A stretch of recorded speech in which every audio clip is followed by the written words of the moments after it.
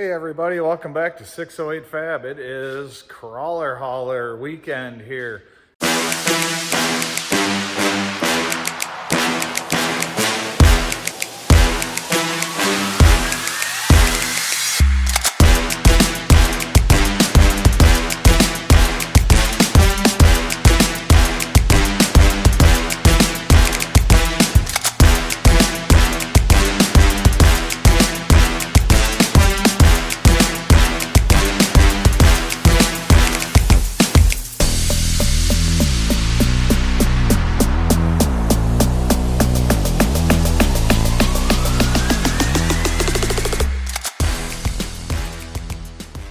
So I want to start things off and say Happy New Year to everybody. Last post I popped up was I was hauling this thing to my work, which as you can see, I am in the big shop at work, my day job. So I hunkered down here to run the tow truck 24 hours a day for the owner of the business. Like I said in the last post, the guy does a lot for me, so it's the least I could do for him while he's on vacation. And while I was here, it was convenient to sleep in this. I could have slept at my mom and dad's house. I could have slept at the boss's house, but I knew I had to do some work on this thing. And I really haven't done anything yet. I'm on like day 4, I think, of hanging out here. And I've tinkered with it a little bit, made kind of like a cool little sink filler panel, lowered the front of this, the body mount system that I had made, which you could see in the original like crawler hauler video walk around. I was about a ½ inch high in the front. I kind of figured the bushings would settle and they never squished. So pulled the bushings out, turned them down on the little baby lathe over there, and lowered the front end about a ½ inch. So now it sits a little flatter on the trailer. I really wouldn't have worried about it, but it was going to make the skirting look weird. So that is actually what I'm working on. So let me bring you up to speed and show you what we got going on. So as you can see, when we originally set this thing up, we left the fenders on it. I left the this little skirt trim here. This is just a little bit of tin that covers the bottom of the floor structure to make things look pretty. So I started on the easy side. I'm not even gonna say this is the hard side because I just got to cut some notches and things of that nature to reach in and hit the low point drains and hit the sewer stuff. So really it's only 2 spots there that I kind of got to worry about. I'm blessed up here to have this big 8-foot brake. So what I'm using is 030 aluminum trailer panels. This is off our scratch and dent stuff. We do a lot of panel repairs at the day job, I-90 Enterprises. And when we get these panels in, we almost always end up ordering an extra panel for every trailer job because we know one's gonna come in scratched. And that's what these are. Like this panel, with that big booger dug out of it, you can't put that on a customer's trailer, but it works out for, you know, patches and projects like this. So this is the skirting that I made. Very simple. I've got a 4-inch drop down. So this is actually goes into the trailer like so. All right. You'll see it on the other side. I got 1 panel put in, but 4 inches, 2 inches, 2 inches. And then, so this is a 30-degree bend, a 60-degree bend, and another 30, so that this plane here and this plane here stay on the same. I really wanted to get frisky and do like multiple V's into it and shorter V's rather than 2 inches here. But I would have had to take this face bar off of our brake press. I'm sure there's a technical term for this, but this came out of a HVAC shop, and he had this on there, this extension. And the last time we took it off, when we put it back on, it was a real pain in the ass to square this machine back up. So I didn't want to mess with it this time. So that's why I was forced to go 2 inches. Otherwise I could have went all the way down to like a 1/4 inch and just kept flipping this panel back and forth to try to like mimic the pattern on the side of the trailer, but I gave up. So I did that. I made 3 pieces so far. to run down this side. And what I'm doing is, because I know this thing flexes, this thing moves around, right? I am leaving an air gap between the panels and the deck of the trailer. Now, this one fought me a little bit because the more I look at it and the more I work with it, the way they blended the fender in and the way that this is all kind of some extra stacked up materials, this panel on the trailer is actually higher. So I can't quite get my finger under there, but as soon as I kind of move up, I can get a finger underneath it and I can run that finger pretty much the entire way. So at the very back, I got kind of a weird gap, but that's also why I lowered the front to try and tighten things up. I am also stretching as I go this leg of the panel here. So I'm sticking with my 4 inches, 2 inches, 2 inches, but like this is 6 1/8. And by the time I get all the way to the front panel, I am at 6 5/8. So I'm still like a 1/2 inch high. Or the other thing that I've been noticing is the gap. This is like the bottom of the floor of the camper here. This gap from the bottom of the siding to the bottom of the floor is off. And looking at the way they do this, and I could totally be wrong, but I'm kind of thinking they actually start paneling these at the roof. So if the roof is off just a little bit to the relationship of the floor, these panels are also, I think, running uphill slightly. And you can see what that original skirting was hiding. You know, it was kind of hiding these wings, things like that, whatever, all, you know, ick that comes out of this. So we've got first panel put on. I'm okay with the color. It looks a little worse on camera than it does in person. It's a little too shiny, and we'll see how it kind of ages. Worst case scenario, I can pull them off and paint them, and paint it, try and blend it into one of these colors here. I mean, I could even just do black, but every one that I've seen so far is black, and I didn't want to do that.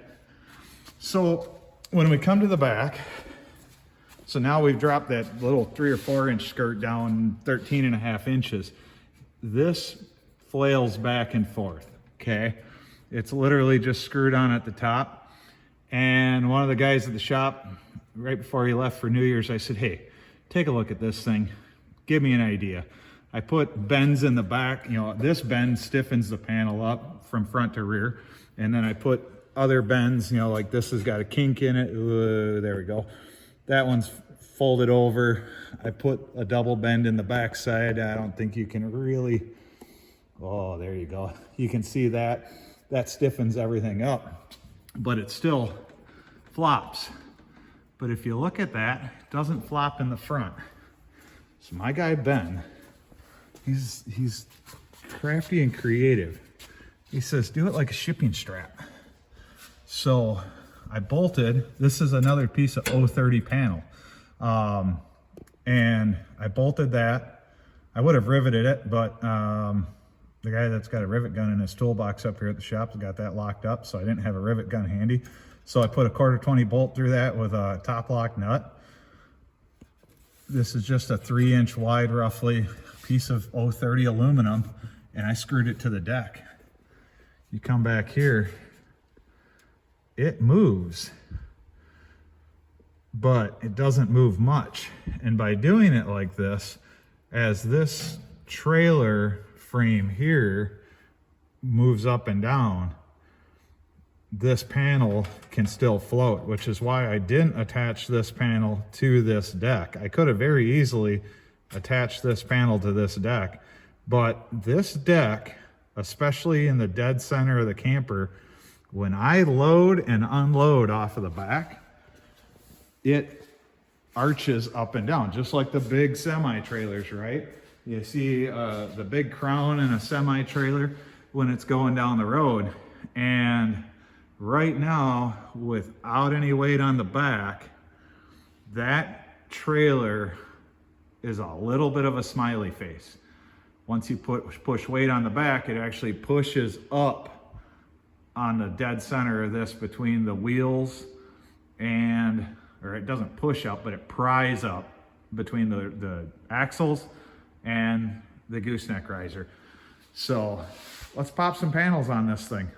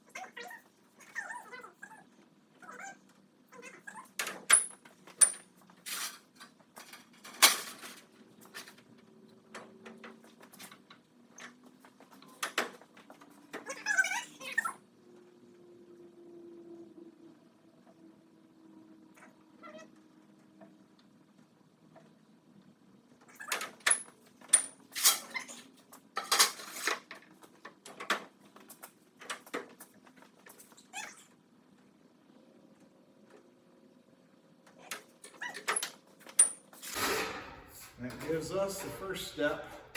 So the 30, a 60 return, and another 30 puts that flat. So that turned that noodle into a nice sheet.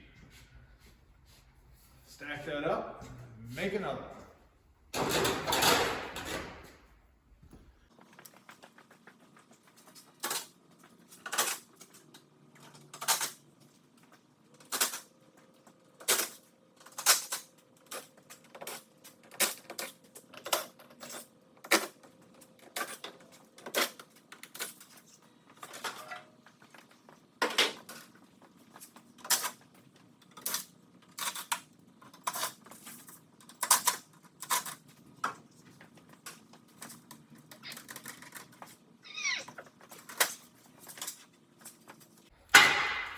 Trying not to ruin this stuff in the event we ever want to put the axles back underneath it.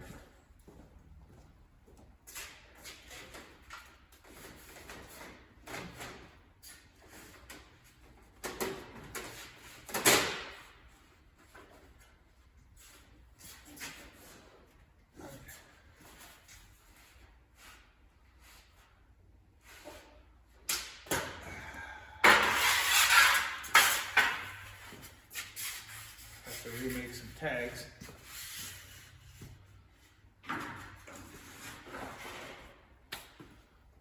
Comes apart that easy.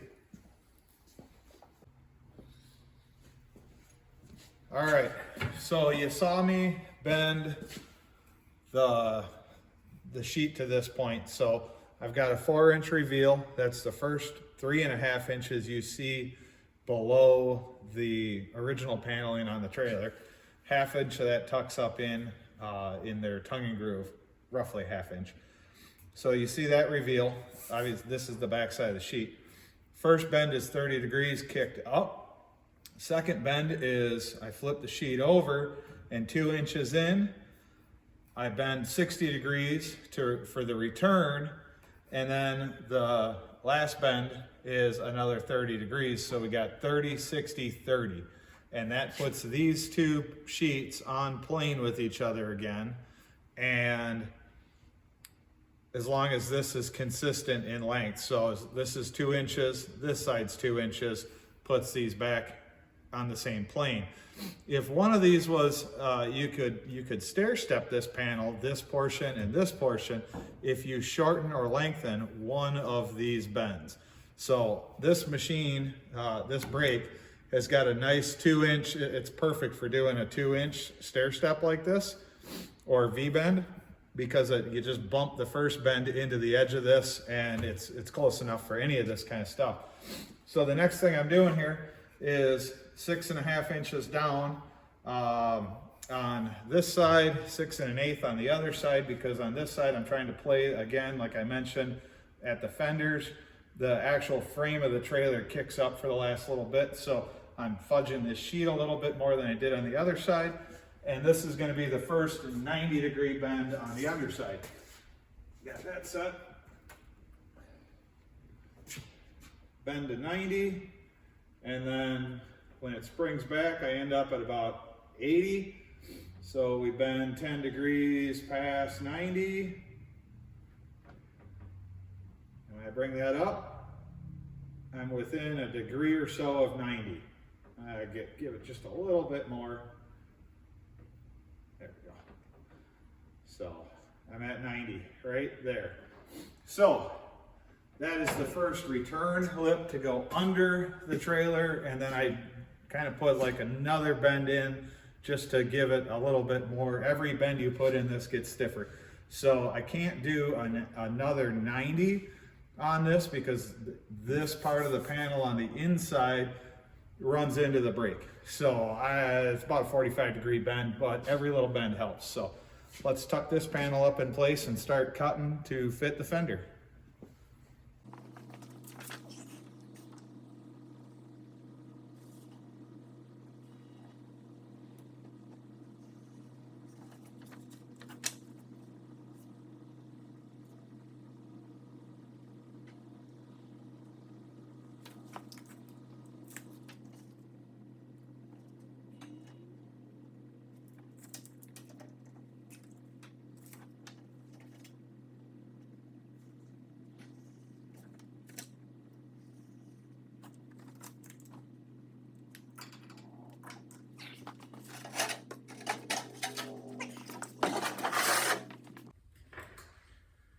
All right, guys, so what I've got going on here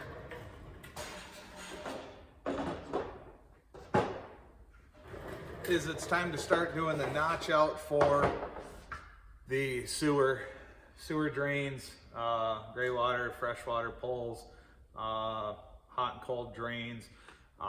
This one needs a decent sized access hole. I was thinking about a door, I was thinking about other things, but when I set the camper, I can't have a bottom door threshold because when I put the drain hose on, it is literally threading the needle on the floor of the gooseneck. So I can't have a bottom of the door. So plus with this panel being elevated up a little bit, that doesn't work either. So I'm just gonna cut a notch out in it and fold the edges of the panel over. If I have to rivet in a little structure, we'll see what it looks like and feels like after it's installed. But we're gonna hack away at this here.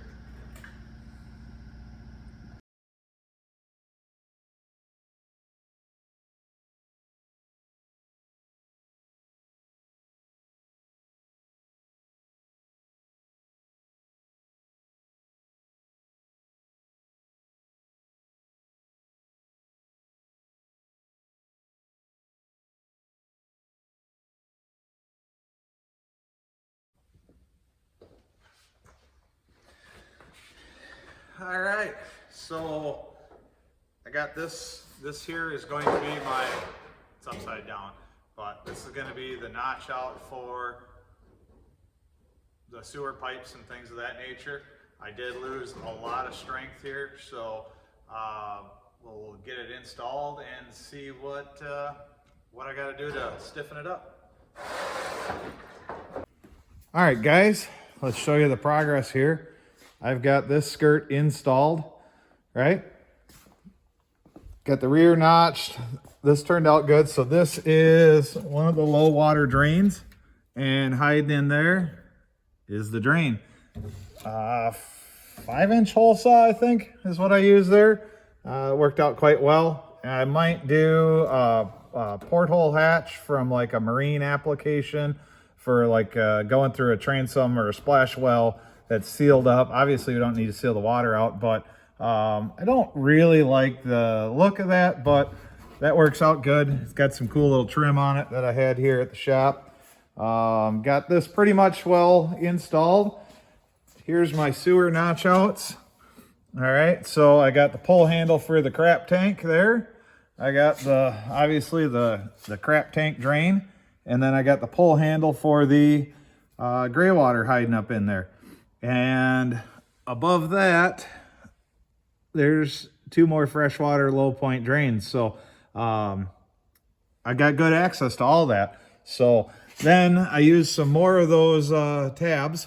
You can see this one hangs out in there, and that one's hanging out in there. That stiffened that right up.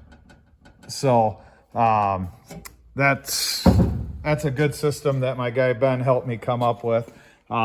This side got a bunch more. On the other side, I think I only did 4, but anywhere I took, there's another one hiding there. Anywhere I took material out, I added in extra ones because this thing really got floppy. So I've got to make the fender next, but I'll show you here. So this is kind of a goofy opening now from the front of the trailer.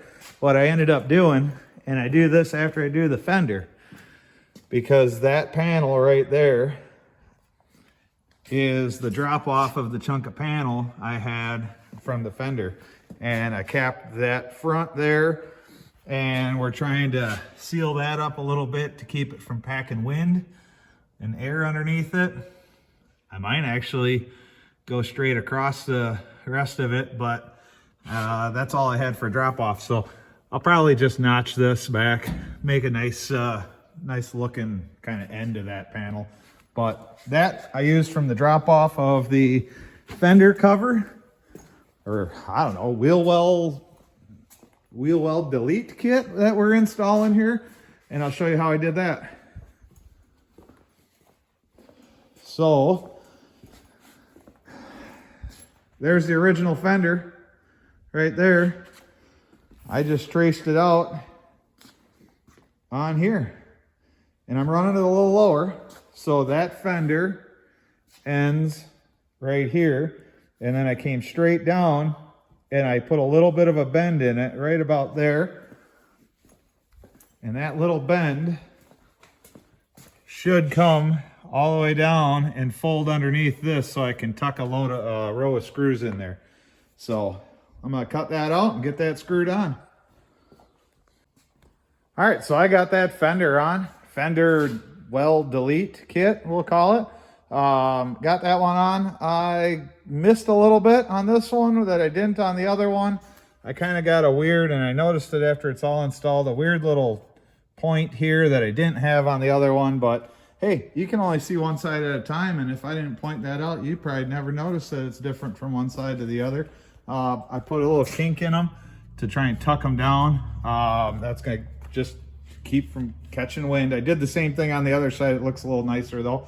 But yeah, that's in. You can see that 30-degree bend I kicked in, so that's tucked under. There's a row of screws. Kind of, when you're standing up next to it, kind of hides the screws. So not that this needs to be perfect, but I'm just trying, right? You know, you're just pissing in the wind if you're not trying. So I'm gonna make this piece right here that I just talked about, and we'll do our 2-inch and 2-inch and 5 3/4 bend, and this is the chunk of drop off we had from the other panel. So square that edge up, and all I did was the bends, and then I run that piece out till it almost hit the A-frame in the front. So let's bend that up and get that in. All right, boys and girls, I'm calling this thing a wrap or skirted, but I'm not gonna wrap and I'm not gonna wear a skirt. Check this thing out. This was a bunch of work, but I'm super stoked at how it came out. Check this thing out. Look at that. Freshly skirted. I'm digging it. I'm digging it. Hopefully you watched the whole video, made it to the end. I know this was a long video. This is a lot of work this week. I didn't get nearly as much time as I wanted to on it throughout the week. That tow truck was busy. Check that out. That is awesome, the way that wrapped in there like that.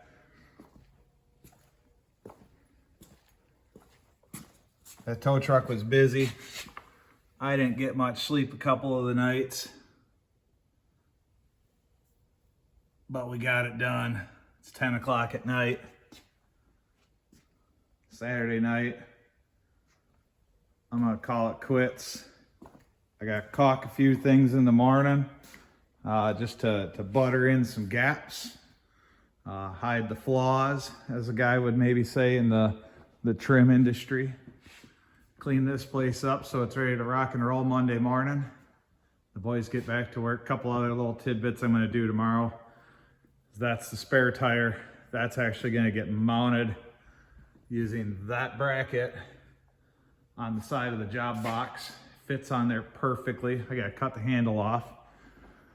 Doing that to take weight off of the pin of the thing. You might say, geez, it's just a tire, but every little bit helps moving weight around. And get that back there. This side's gonna get my fuel jugs. I'm gonna make a rack here one of these days for, I think I can fit 3 5-gallon jerry cans there. The, I don't know, they're not fuel jugs anymore. They're volume liquid jugs, whatever, because they aren't legal EPA gas cans. But yeah, I'm gonna put those things right there so they're not in the back of the truck anymore. But check that out, man. Now it actually looks like it's supposed to be on there. It's not just some clampets looking camper bolted and welded to a freaking gooseneck. So classy. We're classing it up around here. All right, as always, thanks for watching. Don't forget to like, share, and subscribe. Do something cool in your garage. or if you're blessed and lucky like me, grab your workshop after hours and do something cool there. Till next time.